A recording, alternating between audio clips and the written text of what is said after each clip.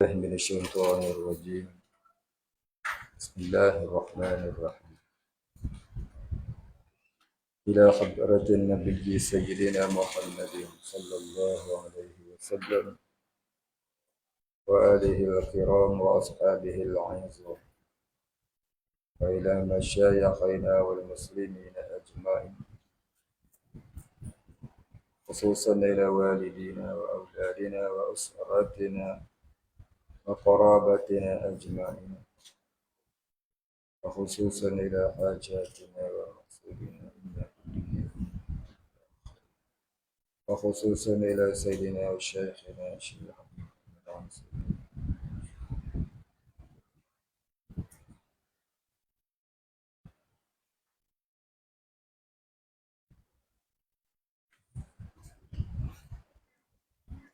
ومن ينتسب إليهم أجمعين.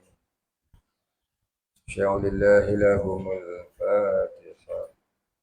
أعوذ بالله من الشيطان الرجيم. بسم الله الرحمن الرحيم. الحمد لله رب العالمين الرحمن الرحيم مالك يوم الدين إياك نعبد وإياك نستعين اهدنا الصراط المستقيم صراط الذين أنعمت عليهم غير المغضوب عليهم ولا الضالين.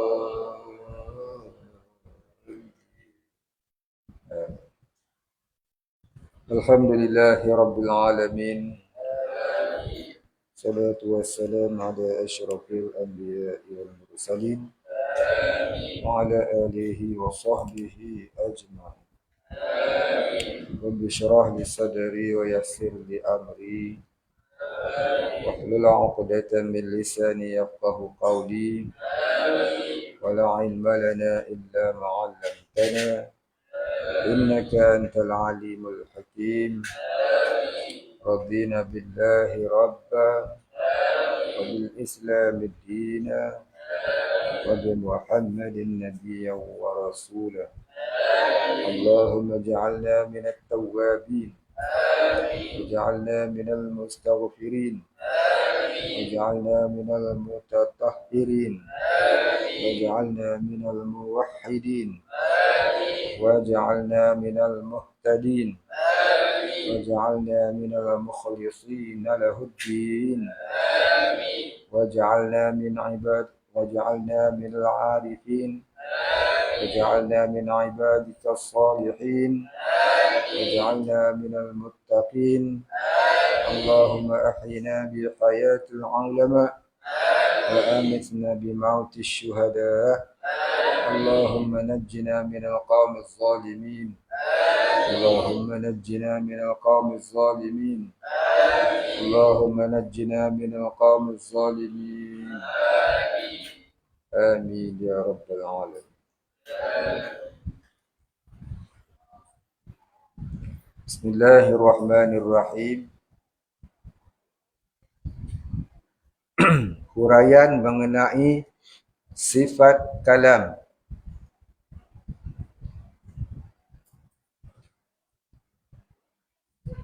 Situ lah. Betul. Sifat kalam adalah sifat Allah Ta'ala yang paling panjang perbahasannya. Bukan perbahasan tu, perbahasannya. Perbahasan. Bara, baha, alif, sinun. Perbahasannya. Yang ini perbincangannya. Keilmuannya. Berbanding sifat-sifat ma'ani yang lain. Dengan sebab ini jugalah ilmu ini dinamakan juga ilmu kalam. Dan ulama ilmu kalam dinamakan mutakallimun. Ilmu tauhid, ilmu akidah, ilmu kalam Ada satu makna. Baik. Di antara perbahasan dalam sifat ini, perbahasan tu aja salah. Bukan ha, ha. Ba, ha, alif. Bukan ha, ha. Alif, bata, sajim, ha. Kha, ha. Perbahasan.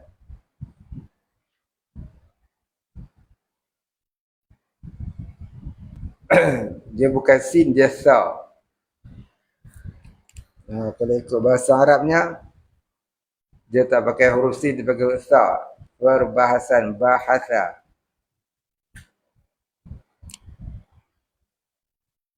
Di antara perbahasan dalam sifat ini antaranya yang pertama mentafsirkan firman Allah Ta'ala wa kallamallahu Musa taklima.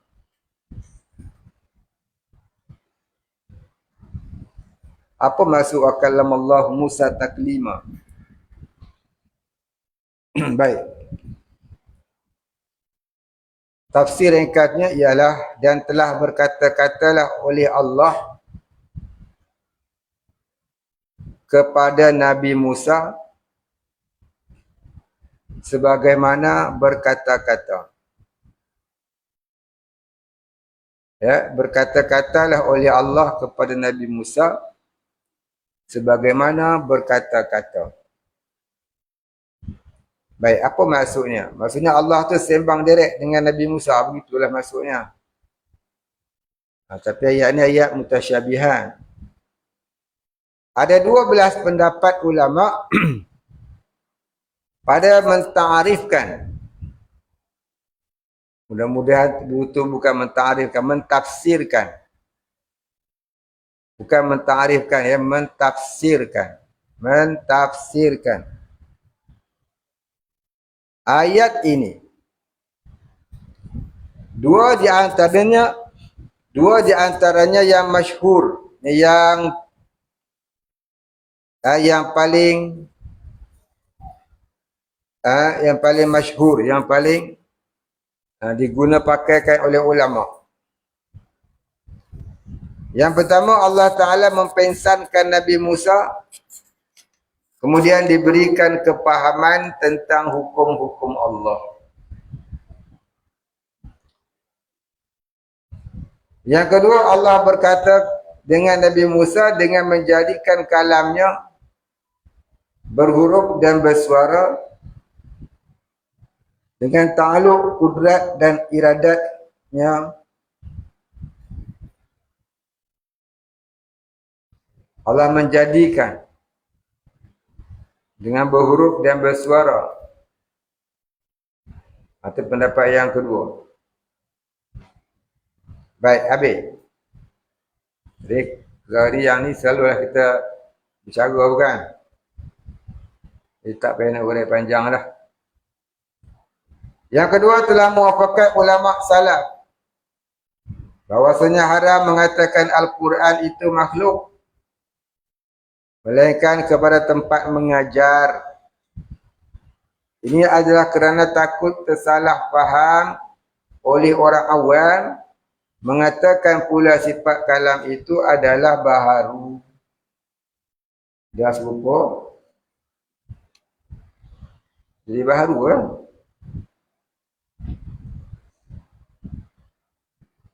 Apa dia ulama salaf?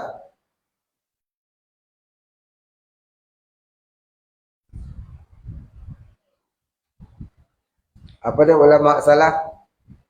Itu ulama yang terdahulu. Ulama sebelum daripada tahun 300 Hijrah, itu namanya ulama salaf. Baik, habis. Yang ketiga, orang berkata Al-Quran itu makhluk adalah fasik. Mudah-mudahan ada yang tu. Orang yang berkata gitu. Orang yang berkata Al-Quran itu makhluk adalah fasik. Sekiranya ia beriktikad Quran di zat Allah itu qadim lagi azali. Keempat, jadi kufur beriktikad Quran di zat Allah Ta'ala itu baharu. Faham tak nombor ni? Empat ni. Jadi Al-Quran ni Al-Quran mana? Quran ni ada dua. Satu Al-Quran di zat Allah. Satu kitab Al-Quran yang kita duk baca. Yang di zat Allah Ta'ala tu qadim. Yang kita duk baca tu baharu. Tapi jangan kata baharu. Haram. Takut nanti orang salah faham. Dia kata kalam di zat Allah Ta'ala itu baharu. Jadi salah itu. Jadi kalam Allah Ta'ala ini iaitu ada dua perkara yang perlu kita faham. Yang pertama, sifat kalam di zat Allah. Yang kedua,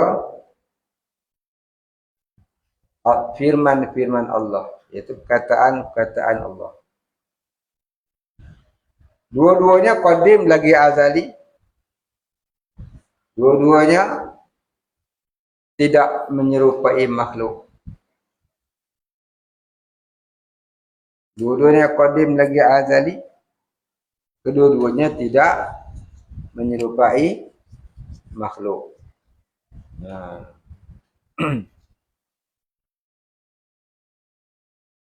Jadi jangan salah faham mengenai kalam Allah itu. Kalau kita tersalah faham, terkadang jadi dosa, kadang-kadang jadi syirik pun ada. Gantung kepada betapa salahnya yang kita salah faham. Baik. Tak faham boleh tanya. Saya nak baca terus ini. Sebab saya banyak kali dah cerita bab kalam ni kan. Jadi saya nak baca terus je lah. Tak faham boleh tanya. Jangan sampai saya yang bertanya. Kalau saya tanya nanti, sudah. Memang tak jawab lah.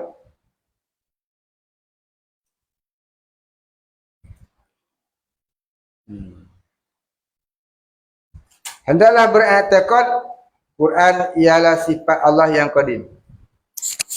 Quran mana? Kalam Allah yang tak berhuruf, tak bersuara, tak menyerupai makhluk. Maka itu namanya kalam Allah.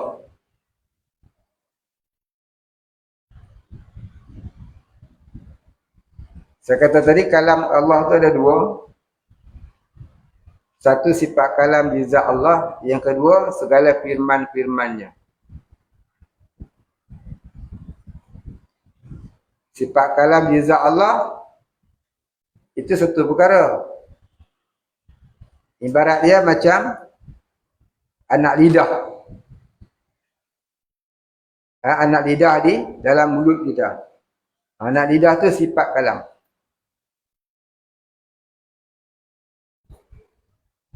Yang kedua, firman-firmannya. Yang ini perkataan-perkataan yang keluar daripada sifat kalam tadi. Macam saya bercakap ni.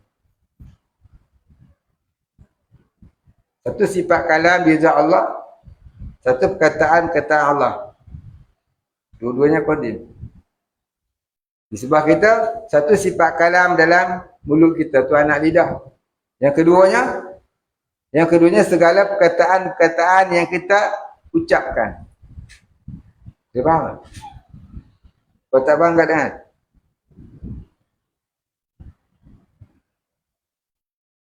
Nak kat tangan takut.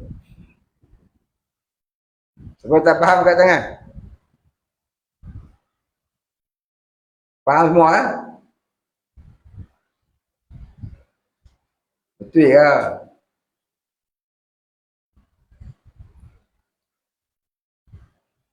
Baik, sifat kalam di zat Allah itu namanya kalam apa?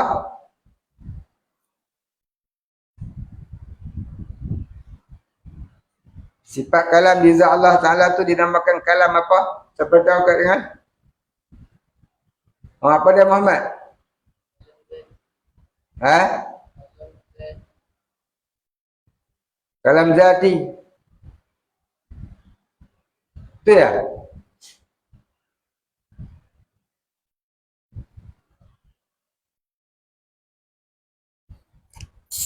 Kalam zati.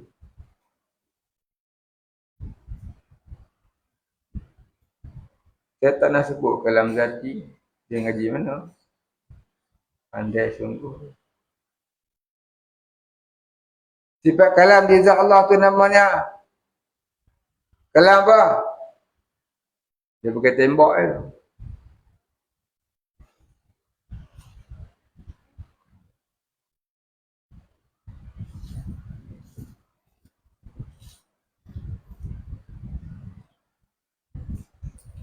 Ha? Jangan sebut yang lain daripada yang saya sebut. Jadi dia celaru. Saya tak katalah salah. Tapi yang saya sebut tu apa selalu? Boleh ingat?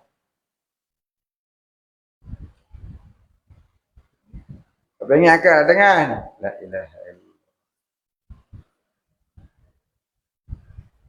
Apa dia Sabil?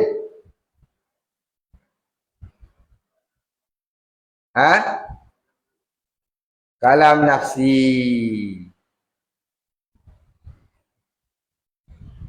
Ha. Orang baru boleh tahu. Orang lama tak tahu. Orang baru dia boleh tahu. Orang lama terkelak tak. Orang lama ni buat apa? Tidak apa. Malu ke orang baru. Orang baru tak sampai setahun. Mari dia ingat 3 tahun ada tak tahu lagi. Hai.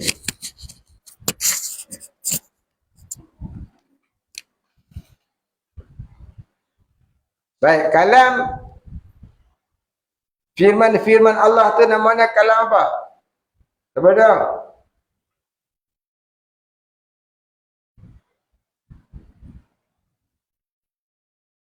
Orang yang tahu angkat tangan. Dia gaul kat sini ya. Nak kat tahu ni. Orang apa dah? Kalam ghairi nafsi. Suruh muzakarah apa muzakarut. Lepas tu je lagu tu. Banyak kali dah cerita benda ni. Bukan sekali. Banyak kali dah. Wajib kita faham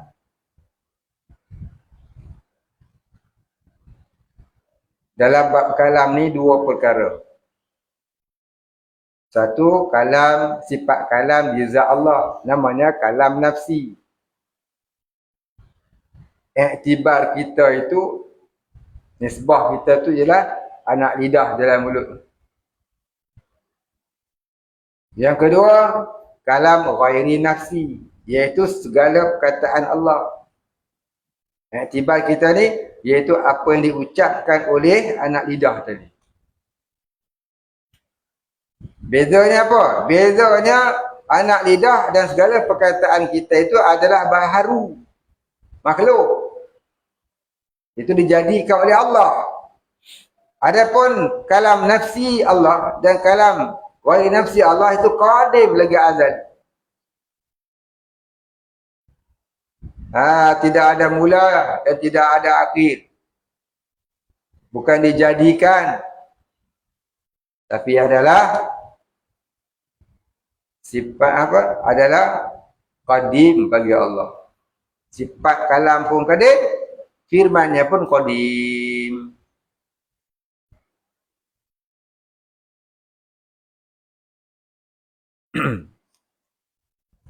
Baik, habis.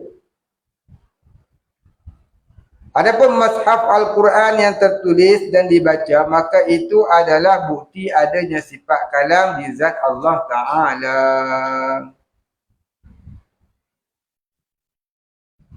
Haram dikatakan ia makhluk. Walaupun sungguh dia makhluk. Pasal apa? Dia hanyalah buku, kitab. Ada khoteh, ada tulisan, bila baca keluar suara. Tapi haram kita kata Al-Quran yang kita baca tu adalah makhluk. Walaupun sungguh dia makhluk. Selain daripada tempat menuntut ilmu, selain tempat menuntut ilmu tak boleh kata kitab Quran yang kita baca tu makhluk.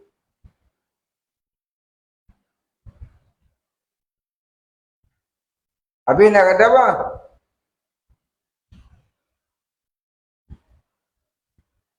Kalau tak boleh kata makhluk, nak kata apa? Tu kitab Quran yang kita baca hari ni. Bismillahirrahmanirrahim. Alif Lam Mim. Zalikal kitabu la raiba fih. Tu boleh baca. Ada huruf, ada suara kalau kita baca. Kenapa tak boleh kata baru pula? Yang ada tulisannya di kitab Al-Quran itu. Dia kata haram, dia katakan yang makhluk. Habis kalau kita kata haram, nak kata apa? Lepas tu, katakan.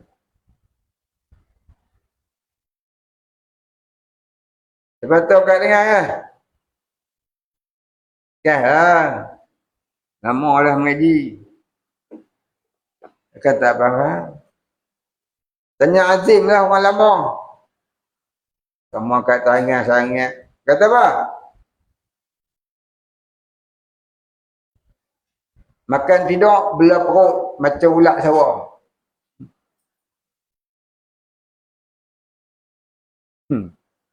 Itulah dia, makan tidur belah perut macam ulat sawah tu kan.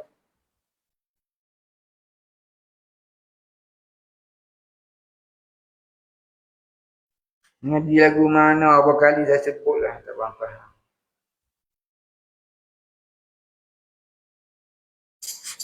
Lepas tu kan?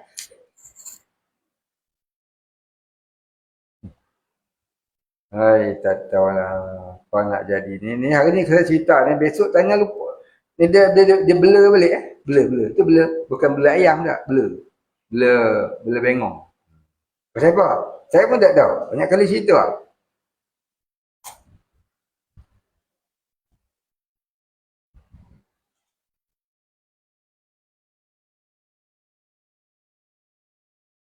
Sebab tak tahu kat dengan.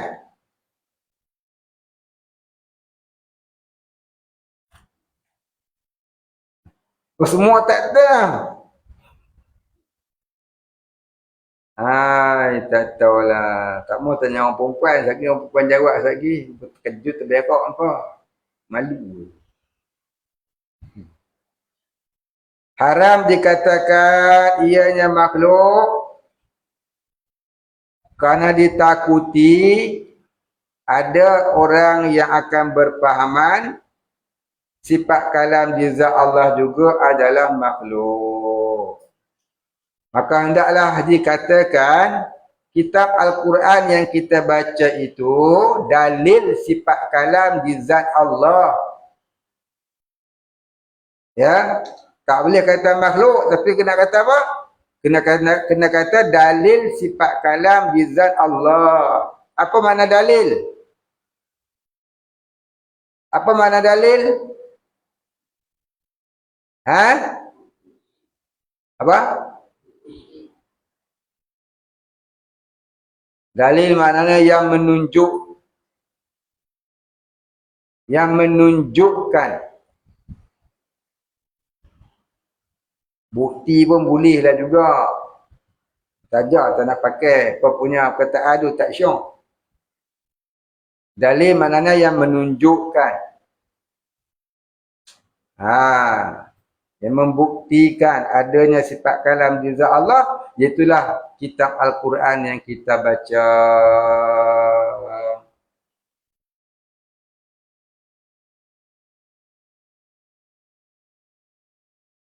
Jadi apa yang dibuktikan? Yang dibuktikan itu ialah sifat kalam di zat Allah. Maka yang dibuktikan itu namanya apa?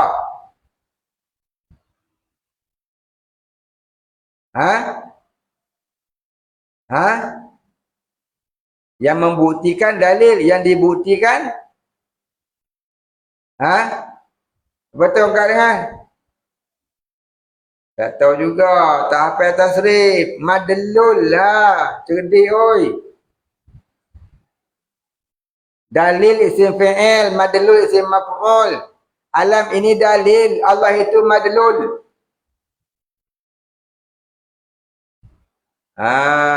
Itu pada pihak orang awam. Pada pihak orang awam, alam ini dalil, Allah itu madlul. Tapi pada pihak orang khawasul khawas, alam ini madlul. Allah itu dalil.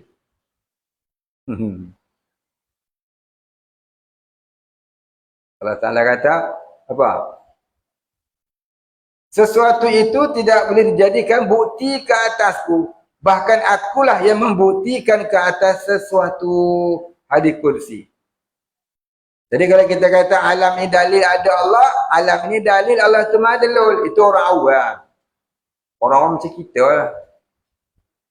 Tapi kalau orang khawas, dia kata apa? Alam inilah madlul. Allah itu dalil. Allah yang menunjukkan. Nak faham macam mana? Nak faham orang yang duduk di bumi dengan orang yang sampai ke matahari. Orang yang duduk di bumi, dia cuma menerima cahaya matahari. Tapi kalau orang dah sampai ke matahari, dia akan nampak apa dulu?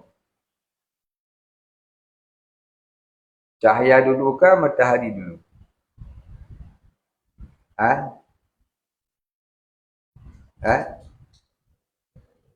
Orang duduk di bumi, dia tak sampai di matahari. Maka dia nampak cahaya dulu. Kemudian baru dia nampak matahari. Tapi kalau orang tu dah sampai ke matahari, dia tidak nampak. Yang dia nampak dulu apa? Matahari ke cahayanya dulu? Matahari dululah. Sebab tu orang sampai kepada Allah, dia nampak Allah dulu, baru dia nampak alam. Maka dia kata, Allah itu dalil, alam itu madlul.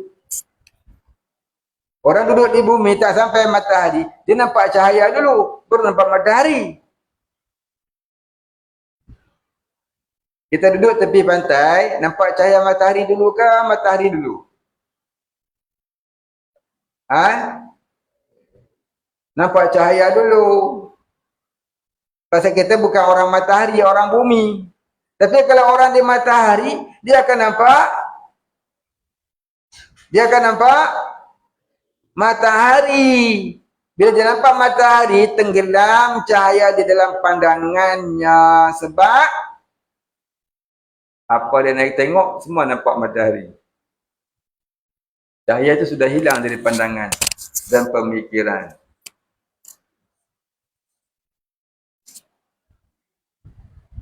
Itulah dia beza orang awam dengan orang khawas, orang muntaha. Orang awam dengan orang arif billah itu berlainan. Kita orang awam belajar tauhid, alam ini dalil adanya Allah. Tapi orang arif billah dah sampai ke makam muwahhid, dia pandang Allah dulu. Baru dia nampak alam. Jadi bagi dia, Allah itulah dalil, alam ni madlul. Jadi nak tulis ni apa bagaimana? Tauhid orang awam, alam ini dalil, Allah itu madlul. Tauhid orang arif billah, Allah itu dalil, alam ini madlul. Kerana orang dah sampai kepada Allah, dia sentiasa memandang Allah.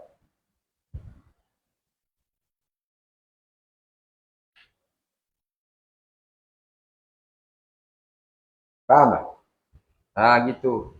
Maka itulah maksud hadis kursi, dia kata, aku ini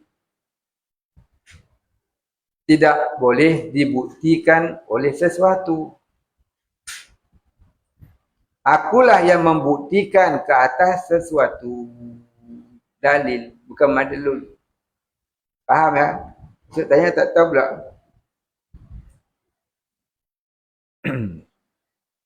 Itu nisbah ilmu lah. Nisbah kita ngaji ilmu begitulah. Ilmu atas lidah, bukan? Bukan dalam hati. Orang kenal Allah ni ada 3. Orang awam, orang khawas, orang khawasul khawas. Orang awam, dia nampak alam dulu. Baru dia yakin adanya Allah.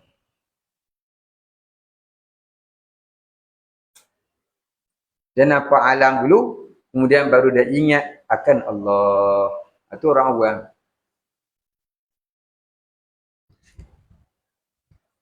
Orang khawas, dia hanya memandang Allah.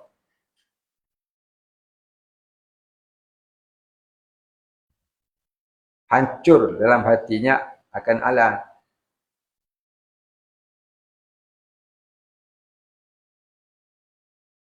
Dia pandang Allah, baru dia pandang alam. Tapi kalau orang khawas, dia pandang Allah, dia nampak alam, dia nampak Allah balik. Maka alam itu terhapus di dalam pandangan syuhudnya kepada Allah. Baik.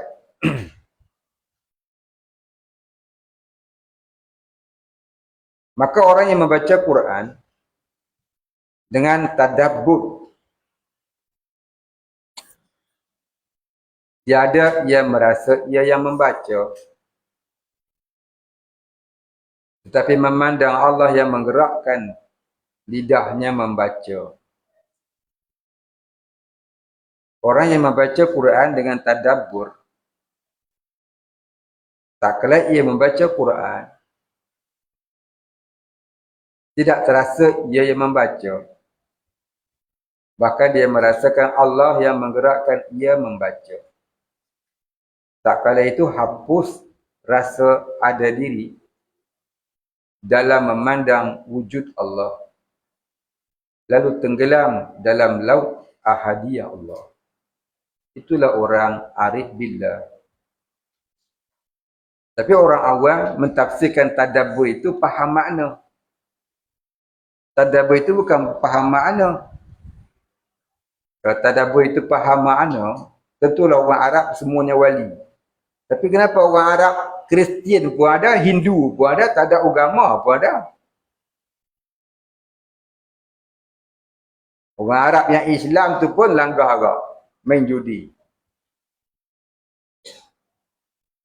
Orang Arab yang Islam tu pun loklak. Kan Nabi dah sebut bukan? Satu ketika nanti, di satu zaman orang Arab dah tak pegang dah Islam. Orang Nun, sebelah timur yang akan pegang Islam. Kenapa? Dia orang tak kerti jaga Arab. Dia orang tak kerti Quran. Hei, dia bahasa Quran ke bahasa dia? Jadi tadabbur itu bukan dengan mana faham makna. Cakap faham makna, masih takabur. Pahalanya terkubur. Bila baca Quran dengan takabur, maka pahalanya terkubur. Maka tak kala kita baca Quran, hendaklah kita mematikan diri dalam memandang Allah yang punya kalam. Kita enggak ada kalamnya.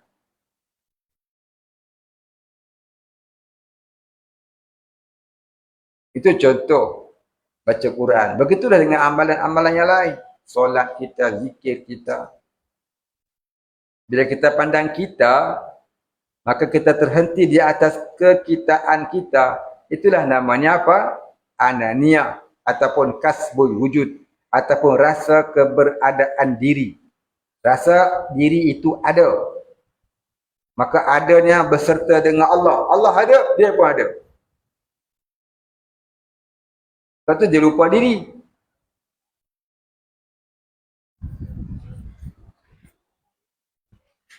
Sebab tu dia lupa diri. Sebab dia rasa dia pun ada. Bila dia rasa dia ada, dia lupa dirinya siapa.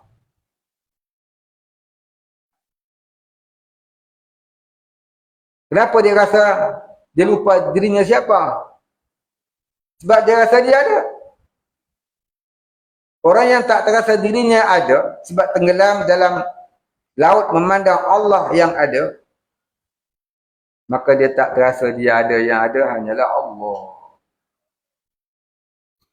Yang selalu kita bicara dalam kitab hikam itu, yang dinamakan ahlul musyahadah. Orang yang arif billah tu dinamakan juga ahlul musyahadah. Baik, kita hanya membicarakan pada sudut ilmiah, bukan pada sudut rasaan. Rasaan tidak boleh dibicara. Rasaan mata hati tidak boleh dibicara. Kalau bicara pun tak akan didapat dirasa dan dipaham oleh orang yang mendengar. Hanyalah boleh dibuat andaian-andaian. Macam orang kata, durian musang king sedap. Nanti ada lagi orang kata, datang awal pula dia kata, durian musang king kong lagi sedap. Dia musang kingnya. Kita dengar musang king sedap. Seorang dia kata musang king kong sedap. Lagi sedap. Kita terasa dah sedap dia? Kita terasa dah sedap dia? Kita dengar dia cakap sedap, kita terasa tak? Dah. Jadi sedap itu hanyalah perkataan yang tak boleh dirasai. Itu namanya amrun i'tibari. Apa? Sedap itu amrun i'tibari, satu perkataan yang dibahasakan, yang diucap, tapi bukanlah hakikatnya. Hakikatnya macam mana? Engkau sendiri kena makan dulu. Man lam yazuk faqad lam yadar. Engkau tak tenggelam di lautan ahadiyah Allah, engkau tidak akan terasa betapa nikmatnya bersama-sama dengan Allah. Bila engkau sudah bersama dengan Allah, tak kala itulah engkau akan rasa Allahu hadiri, Allahu naziri, Allahu ma'i. Allah sentiasa dalam Allah sentiasa di dalam hadir. Hidup dia sentiasa di dalam kehadiran Allah. Allah sentiasa di dalam pandangannya. Allah sentiasa bersamanya. Itulah kehendak ilmu tauhid. Ilmu tauhid ni bukan sekadar belajar, bukan hafal 68 aqaidul iman saja. Itu hanya teori. Teori teori tukang rumah. Tapi dia tak menukang. Orang panggil tukang rumah tak? Tukang komplain je lah. Suruh buat tengok. Dah lupa lah. Belajar. Tapi dah lama tak buat, lupa. Pegang hammer pun dah terbalik. Orang pegang belah hulu, dia pegang belah hulu besi. Belah mata besi. Dan silap paku pun lupa letak ke mana. Orang letak belah tajam kat atas papan, dia letak bulu tumpul. Pelantin masuk mata buta. Sebab bukan tukang. Cuma belajar teori saja. Macam kita belajar ilmu tauhid ni, belajar teori mengenai Allah.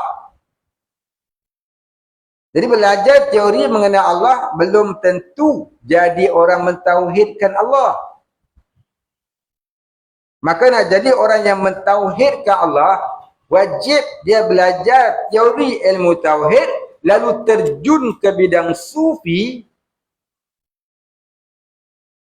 dengan menjalani jalan-jalan sunnah Nabi barulah dia jadi orang yang merasai nikmat bertauhid. Tak kala itu namanya al-muwahhid. Muwahhidun mana orang yang bertauhid. Tauhid itu keesaan Allah. Ilmu tauhid, ilmu teori mengenal keesaan Allah. Muwahhid itulah orang yang mentauhidkan Allah. Barulah jadi orang yang hidupnya bertauhid. Hidup bertauhid ada sakit tak?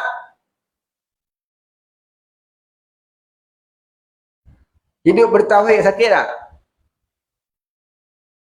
Ha? Saya tanya orang hidup bertauhid sakit je tak? Ha? Siapa kata sakit kat tangan? Siapa kata tak sakit kat tangan?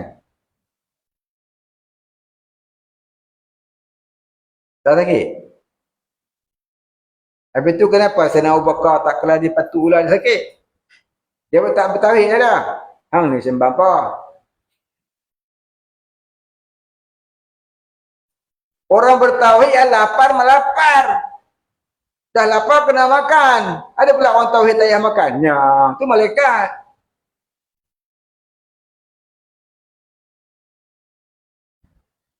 Orang bertauhid ada nafsu tak? Ada? Mesti ada nafsu. Nabi Daud 90 isterinya.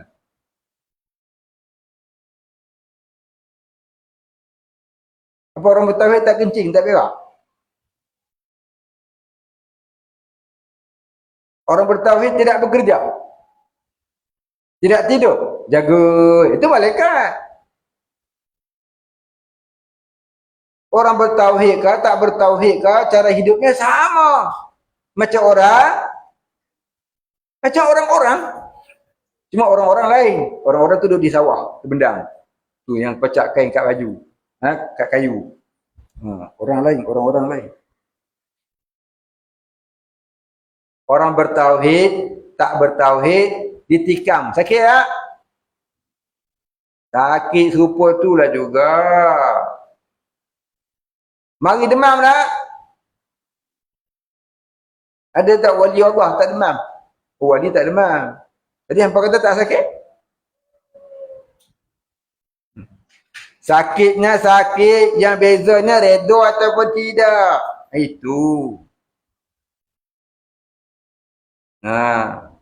Sakit tetap sakit. Yang bezanya redha ataupun tidak.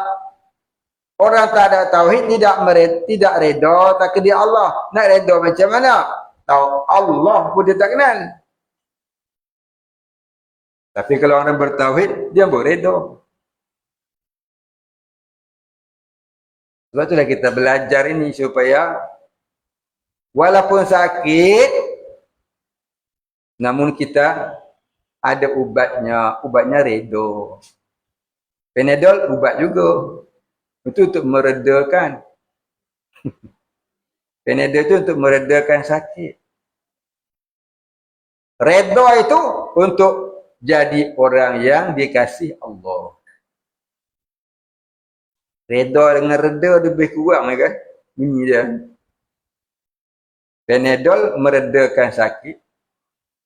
Bertauhid meredai akan takdir Allah. Jadi orang sakit pun dapat pahala. Macam mana orang yang tak sakit pergi masjid. Sebab bila dia tak sakit, dia pergi masjid. Bila dia tak pergi sebab sakit, dia tetap dapat pahala sebab dia ada redha. Faham? Di akhirat dia dapat lagi syurga sebab dia redha. Orang merungut dapat neraka. Kalau tidak dengan rahmat Allah. Jadi orang-orang sufi yang sampai darjah, orang yang sempurna adab dengan Allah, bila mereka ditimpakan sakit, mereka rasa sakit itu lebih baik daripada sihat. Sebab apa? Bila sakit dia terasa kematian. Lalu menjaga-jaga dirinya takut mati dalam kufur dan su'ul khatimah. maka dia memperbanyakkan taubat. Memperbanyakkan taubat itu lebih baik daripada memperbanyakkan tafakkur sebenarnya. Ya. Memperbanyakkan taubat itu lebih baik daripada memperbanyakkan tafakkur. Sebab tafakkur tak akan datang, tak akan hasil sebelum datangnya taubat. Apa maksud taubat? Kembali kepada ma'rifatullah. Itu maksud kata taubat. Taubat pun dulu kita dah cerita ada 3 makam bukan? Siapa ingat kat tangan? Orang yang ingat? 2 orang? Oh, semua ingat lah. Oh, baguslah. Dah semua ingat, tak mahu tanya. Nak tanya apa? Nak tanya Umak. Pasal dia seorang tak ingat.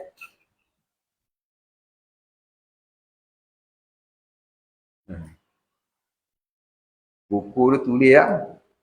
Dah penuh lah. Nak masuk 3 buah lah. Tanya 5 orang dia ingat. Yang lain semua tidur. Baik, habis.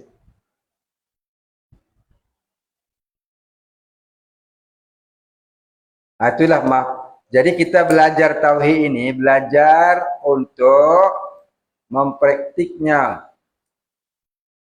Belajar tauhid ini seperti orang belajar tukang rumah. Belajar jadi tukang. Nanti dia kena belajar dekat orang yang mahir. Ini cara bancuh simen. Ini cara ikat bata. Ini cara plaster. Dah dapat ilmu itu, jangan tak sedar diri. Harus bersyukur. Jangan tak sedar diri. Saya tak dapat apa-apa pun. Dia kata.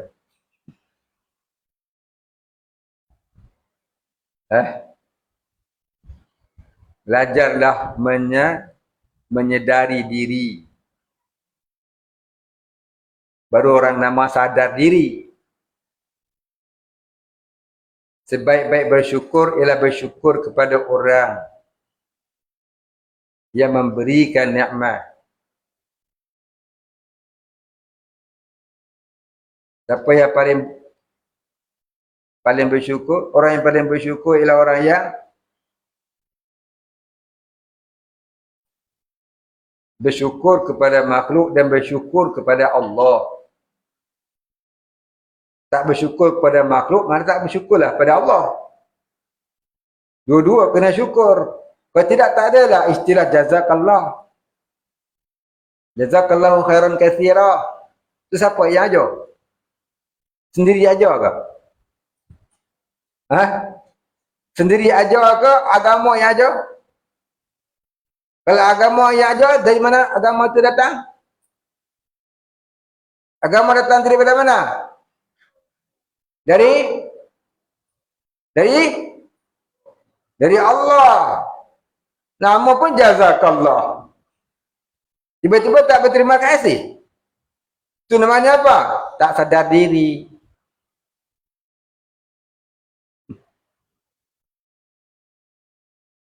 Saya selalu cerita kat kamu. Satu ketika Imam Ghazali, dia jumpa satu orang penternak ayam. Maka dia jumpalah peternak ayam, dia tanya apa? Wahai tuan, telur ayam ni berapa hari menetas? Peternak ayam tu mencakaplah sekian-sekian hari. Selepas pada itu, dia jumpa peternak telur ni, dia akan panggil syekh. Wahai guruku, ya syekhi. Dia hormat orang tu macam dia hormat guru-guru dia yang lain. Kenapa? Dia berterima kasih kerana orang tu ajar dia telur saja. Telur menetas apa hari. Ini dah boleh ilmu macam-macam. Saya tak ada apa-apa, tak rasa pun. Sombong, takabur, tak sedar diri nama dia. Itu nama dia sombong, bodoh. Sombong, tak sedar diri. Orang macam ni, ilmu tinggi mana pun tiada barakah. Pasal apa? Tak pandai berterima kasih. Kamu jangan belajar. Panggil lagu tu. Faham tak? Faham tak? Faham tak? Satulah orang yang faham. Ajarlah diri kita pandai berterima kasih kepada orang. Jangan dah dia ajar itu, dia ajar ini. Sebut, saya duduk sini lama lah. Apa pun tak tahu. Tak rasa apa-apa. Itu namanya takabur. Bukan tadabbur. Kita belajar kena tadabbur pada ilmu. Tapi tidak. Dapat ilmu takabur. Tak sedar diri. Hidup insaflah diri. Faham tak?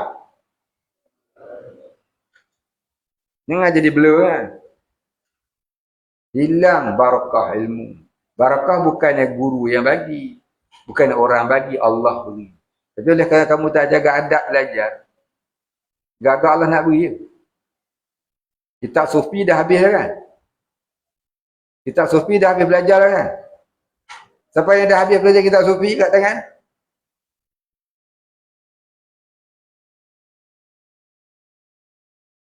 Yang tak belajar lagi, pergi belajar dengan mak. Mak dah habis ya? Hanya bagus tak belajar lagi. Orang lama dah kata amal. Orang dulu-dulu, sebelum belajar ilmu, dia belajar ilmu adab dulu. Supaya tak jadi tak beradab. Jangan jadi biadab. Orang sebut puan ajar.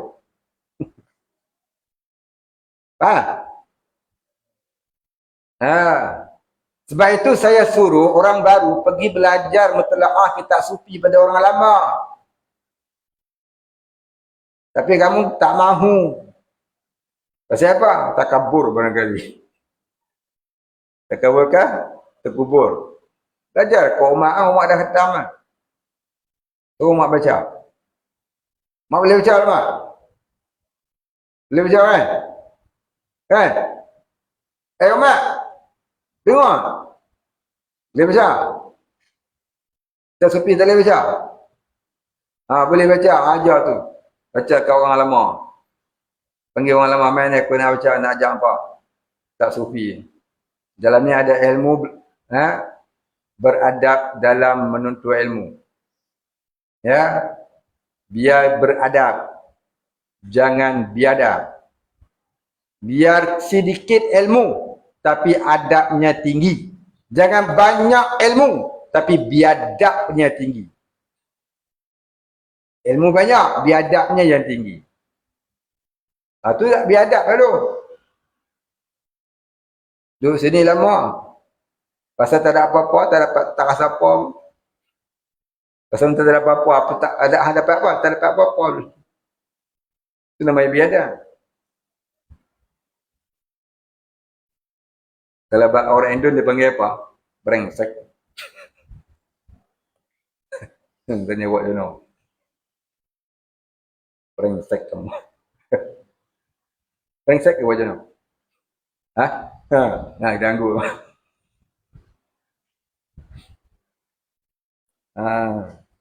Jadi, duduk di mana-mana pun, bila kamu ada adab, ya,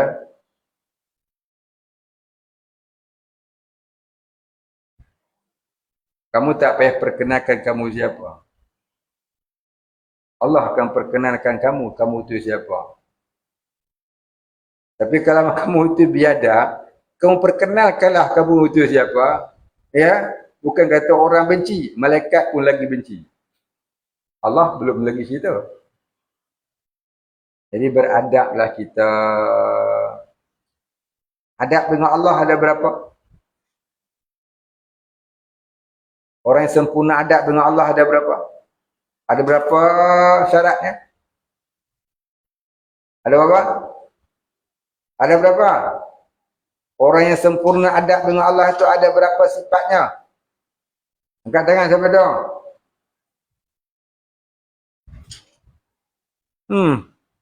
Tak tahulah. Ada berapa azim? Jangan duduk sini mengendurkan perut je. Ilmu dah. Adab belum cerita lagi. Benar? Apa azim? Apa? Berapa? Tak tahulah. Berapa kali sebut lah. Orang yang sempurna tidak dinamakan orang itu sempurna adabnya dengan Allah selagi tidak memiliki 4 sifat. Apa dia?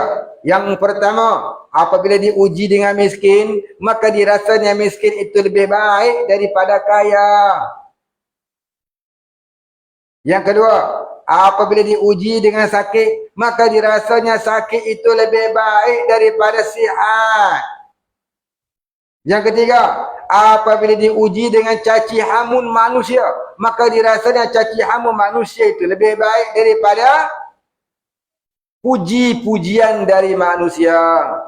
Yang keempat, apabila doanya mengenai dunia tidak dimakbulkan Allah, maka dirasanya tidak makbul doanya tentang dunia itu lebih baik daripada dimakbulkan. Maka itulah orang yang sempurna adabnya dengan Allah.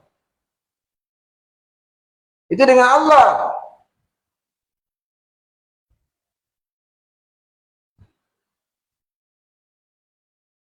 Jadi kalau kamu dapat nikmat, tak rasa pun itu nikmat, itu biadab namanya.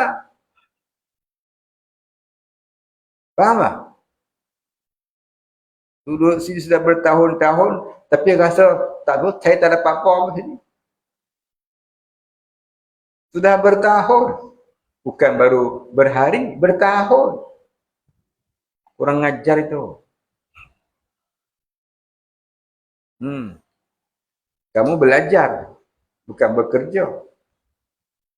Orang belajar, kitab punya. Boleh kepahaman? Tak faham tanya Umar. Dia dah khatam dah kitab sufi.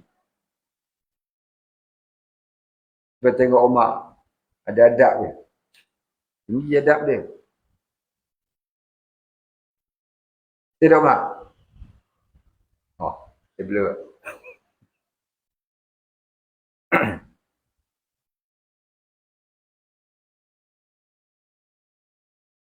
Baik, kita berhenti sekat dulu.